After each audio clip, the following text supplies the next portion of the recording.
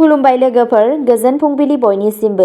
नोंथांमोनखौ dear Brahma चेनेलाव आरो फिन खेबसेबाव बयखौबो बरायनाय जाबाय। आं दिनै नोंथांमोननि सिगाङाव आरोबाव माखासे गोदान खौरां लानानै फैबावलायबाय। आसा खालामो नोंथांमोनहा खौरांखौ खोनासंनानै मोजां मोनगोन। गिबि खौराङावनो दङ, क'क्राझार थुनलाइयारि फोरबोआ सा 184 लिरगिरि आरो खन्थाइगिरिफोरनि बाहागो लानायजों जागायजेनो। ब्रैथि क'क्राझार थुनलाइयारि फोरबोआ 1 फेब्रुआरिनिफ्राय आसामनि क'क्राझारनि गौरां दैमा सेराव थानाय बड'फा कालचारेल कमप्लेक्सआव जागायजेनो। सानथामनि हाबाफारियाव सा 184 खन्थाइगिरि आरो लिरगिरिफोर ज' जादोंमोन, जेराव सा 7 बाहागो लाग्राफोरा गुबुन हादोरनिफ्राय फैदोंमोन। सा 67आ आसामनि बायजोनिफ्राय आरो सा 110आ सा सानजानिफ्राय। बेजों लोगोसे डेनमार्क, एस्ट'निया, श्रीलंका, खोला करिया आरो जापाननि थुनलाइयारि सुबुंफोराबो बे फोरबोआव बाहागो लागासिनो दं। बे फोरबोखौ नागालेन्ड आयेन आफादनि बुंथिगिरि सरिनगेन लंकुमेरआ मोनसे फालिथायारि आलारि बाथि सावनानै बेखेवदोंमोन, जाय बे हाबाफारियाव गाहाय आलासि महरै बाहागो लादों। बेखेवनाय हाबाफारियाव नुजाथिनाय मुंदांखा सुबुंफोरनि गेजेराव बिटिआरनि गाहाय मावफुं सोद्रोमा प्रमद बर', बिबुंगोरा कुमुद शर्मा, साहित्य एकाडेमिनि लेङाइ आफादगिरि, मुंदांखा खौरांगिरि मृणाल तालुकदार, आसाम केबिनेट मन्थ्रि उरखावगोरा ब्रह्म, एबसुनि आफादगिरि दिपेन बर' आरो बड' साहित्य सभानि आफादगिरि सुरत नार्जारिमोन। फोरबोनि बाहागो महरै सावरायलायनाय जथुमफोर खुंनाय जादों, जेराव बाहागो लानाय खन्थाइगिरि आरो लिरगिरिफोरा गावसोरनि थुनलाइयारि मोनदांथिफोरखौ फोरमायगोन। मोनफ्रोमबो मोनाबिलियाव बे हाबाफारियाव इन इभनिं of poetry in the warm of fire मुंनि मोनसे जर'खा जथुम खुंनाय जागोन। बेजों लोगोसे फोरबोनि समाव मानगोनां गौरां दैमा थुनलाइयारि बान्थाखौ होनाय जागोन। नैथि खौराङाव दङ, बाजेट 2025। बिटिसिनि गाहाय प्रमद बर'आ गोग्लैसोनाय हारिफोरनि थाखाय मिजिं थिदों। बिटिसिनि गाहाय मावफुं सोद्रोमा सिएम आरो इउनाइटेड पिपल्स पार्टी लिबारेल UPPLनि आफादगिरि प्रमद बर'आ मिरु बाजेटनि सायाव गावनि बिबुंथिखौ फोरमायदों। गाहाय मन्थ्रि नरेन्द्र मदिनि दैदेननायाव हादोरनि दावगानायखौ नोजोर होदों। खौरां बिजोंनि सिगाङाव बर'आ बुंदोंमोन दि रां बावजाया अमृतकाल एजेन्डाजों गोरोबफायो, जाय दिदोमै हायुङारि जौगानायखौ रोखा खालामो। गोग्लैसोनाय हारिफोरनि थाखाय बेनि जाथावना मुलाम्फाफोरनि बादै सोलिबाय थानाय सावरायनायखौ गनायनानै बिथाङा आबुं नायबिजिरनायनि गोनांथिखौ मुंख'नानै गुवारै बिबुंथि होनायनिफ्राय गोजानाव थायो। बेनि सिगां बर'आ भाइब्रेन्ट बिटिआर मिशन 2024-25 नि सिङाव 2024-25 रांखान्थियारि बोसोरनि थाखाय 2200 कौटि रांनि बाजेट होदोंमोन। बे हाबाफारिया बड'लेण्ड टेरिटरियेल रिजन (BTR) आव बिबान होनाय, रोखाथि आरो आखा-फाखा सिबिथाइ होनायखौ बांहोनायाव गोसो होयो।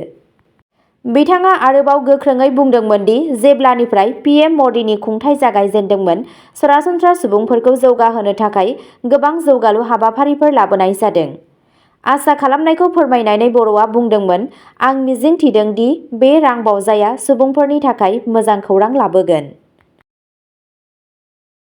थामथि खौराङाव दङ, आसाम साहित्य सभानि 77थि 2 बोसोरारि जथुम्मानि साखाथियाव अर खामनाय गिनाय सोमजिहोदों।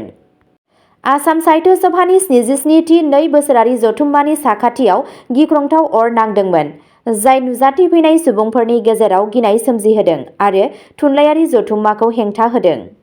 बे जाथाया मानगोनां हाबाफारिनि नैथि सानाव जादोंमोन, जाय होंगो-दोंगोआव दुखुनि थासारि सोमजिहोदों। अरआ अमिश मुंनि मोनसे जायगायारि गलानिफ्राय सोमजिदोंमोन, जाय गोख्रैयै गोसारदोंमोन आरो फसंथानखौ अरजों खामजोबदोंमोन।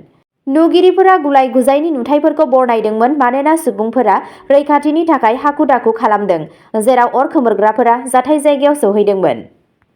अर खोमोरग्रा बिफाननिफ्राय गोख्रै फिननाय मोनसेयावबो अर खामनायनि जाहोनाव माखासे मिनिटनि गेजेरावनो फालांगियारि फसंथानफोरा आबुङै खामजोबो। बिबानगिरिफोरा आथिखालाव अरनि जाहोनखौ नायबिजिरगासिनो दं, जेराव दासिम रावबो खहा जानायनि खौरां मोननाय जायाखै। ब्रैथि खौराङाव दङ, जयपुराव हादोरारि आबहावा लाइमोन संसद 2025 आव आसामनि फरायसाफोरा जोंखांदों। गुवाहाटीनि साबा फरायसाफोरा 24-25 जानुवारियाव राजस्थाननि जयपुरनि बिधान सभायाव खुंजानाय हायुङारि आबहावा लाइमोन संसद NEYP 2025 आव सिनायथि होदोंमोन। आसामखौ थान्दैथि खालामनानै बिसोरो गाहाय आबहावायारि जेंनाफोरनि सायाव सावरायनायाव सांग्राङै बाहागो लादोंमोन। बे हानजायाव गुवाहाटी मुलुगसोलोंसालिनिफ्राय राहुल रहन पल आरो अरुणिमा दत्त, कटन मुलुगसोलोंसालिनिफ्राय कुहेलिका साहा आरो बी बरुवा फरायसालिमानि अक्षिता शर्मा आरो एलिना सिंहा दंमोन। बिसोरनि नुजाथिनाया हायुङारि आबहावायारि सावरायनायाव आसामनि बिफावखौ दिन्थियो। स्टुडेन्ट फर डेभेलपमेन्ट (SFD) आरो गुबुनफोरजों खुंजानाय बे हाबाफारियाव दैदेननाय आरो हानजायारि खामानिखौ बांहोनो थाखाय सेमिनार आरो खान्थियारि दान्थे-बिदान्थेफोर दिन्थिफुंनाय जादोंमोन। डिब्रुगड़ मुलुगसोलोंसालिनि राजकमल फुकन आरो कुणाल अग्रवालआ आसामनि थान्दैखौ आरोबाव गोख्रों खालामदोंमोन, जाय आबहावायारि दिदोमथिनि थाखाय रायजोनि रादायखौ दिन्थियो। बाथि खौराङाव दङ आसाम मार्घेरिटायाव साब्रै आइजोफोरखौ गाज्रियै गाग्लोबदों, भुगिनांनायफोरा न्याय बिदों। बुधबारनि फुङाव मार्घेरिटा पुलिस थानानि सिङाव थानाय बरगलाइ बाजाराव मोनसे सोमोनांथाव जाथाय जादोंमोन, जेराव गंसे नखरसेनिनो साब्रै आइजोफोरखौ साथाम सुबुङा लहानि रड, औवानि लावथिफोर आरो जोनानै गाज्रियै गाग्लोबदोंमन। राजाराम शाहनि बायदिब्ला बिथांनि बिसि रेणु देवीआ फुंनि 7:30 रिंगासोआव जि-जोम फोरानगासिनो दंमोन, जेब्ला बिसोरनि नसुंसेनि आफताब आलम, जुल्फिकार आलम आरो आजाद आलमआ मोनसे फिसा नांलायनायनि उनाव बिसोरखौ गाग्लोबदोंमोन। बिथांनि साथाम फिसाजोफोरखौबो गाग्लोबनाय जादोंमोन। खहा जानांनायफोरखौ मार्घेरिटा सुबुं देहा फाहामसालियाव लांनाय जादोंमोन आरो उनाव साबसिन फाहामथायनि थाखाय तिनिसुकिया सिभिल देहा फाहामसालियाव दैथायहरनाय जादों। एफआइआर दाखिल खालामनायनि उनावबो रावखौबो खानाय जायाखै। जायगानि दैदेनगिरिफोर आरो थागिरिफोरा दायनिगिरिफोरनि बेरेखायै गोख्रों राहा लानो दाबि खालामगासिनो आरो बिबानगिरिफोरखौ न्याय होनो खावलायदों। द'थि खौराङाव दङ भेरगावआव अम्बर सरका इउनिटनि थाखाय रोंग'थि जौगाथाय फोरोंथाय बेखेवदों। मानगोनां सीएम श्री प्रमद बर'नि दैदेननायाव मैया भेरगावनि सेरिकालचार सुपारिनटेन्डेन्टनि मावख'आव अब्रा सरका इउनिटनि थाखाय मोनसे सिभिल डेभेलपमेन्ट ट्रेनिं हाबाफारिखौ बेखेवनाय जायो।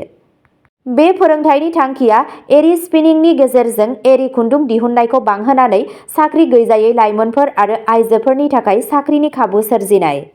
बे हाबाफारिया सुबुंफोरनि गोहो होनाय आरो बिटिआरआव गावखौ सोनारनायखौ बांहोनो रादाय होनायखौ दिन्थियो। बे हाबाफारिया दोरोङारि एरि दिहुननायखौ थुलुंगा होनानै आरो अरायथा जिउ राहा होनानै ओनसोलारि रांखान्थिखौ जौगाहोगोन होनना मिजिंथिनाय जादों।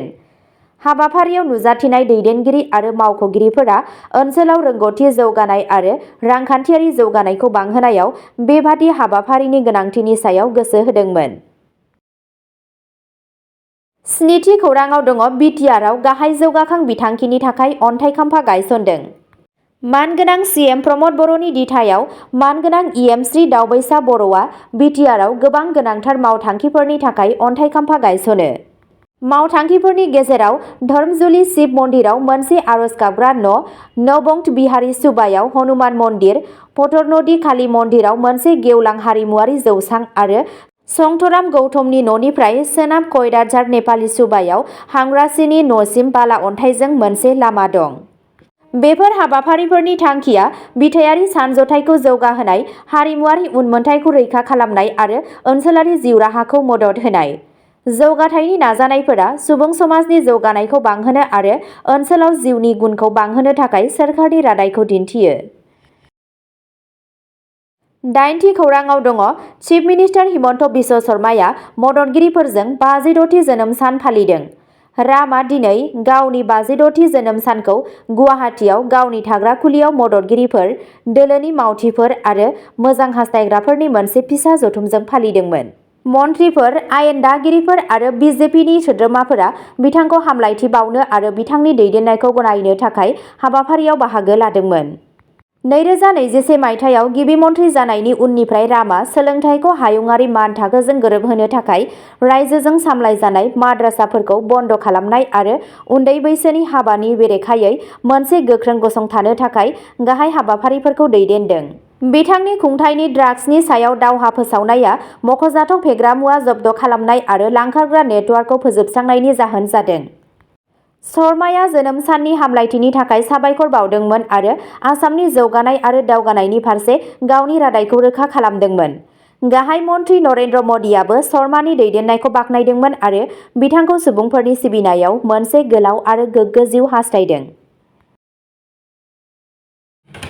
अब्ला दिनैनि खौराङा एसेनोसै। नोंथांमोनहा सोरबाफोर फेसबुकआव खौरां खोनासंनानै मोजां मोनोब्ला जोंनि डियार ब्रह्म फेसबुक पेजआव थांनानै खौरांखौ खोनासंहैनो हागोन। पेजनि लिंकखौ डिस्क्रिप्शनाव होनाय जादों। गोजोन्थों।